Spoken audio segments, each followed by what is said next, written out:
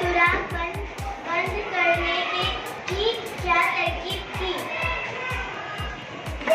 Joseph ने सुराग बंद करने के लिए सुराख से अपनी पीठ लगाकर बैठ गया। सवाल नंबर 5, वहां से गुजरने वाला शख्स ने क्या देखा?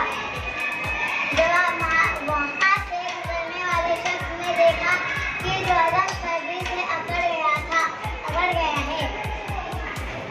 सवाल नंबर 6, जोसेफ की बहादुरी के चर्चे क्यों होने लगे?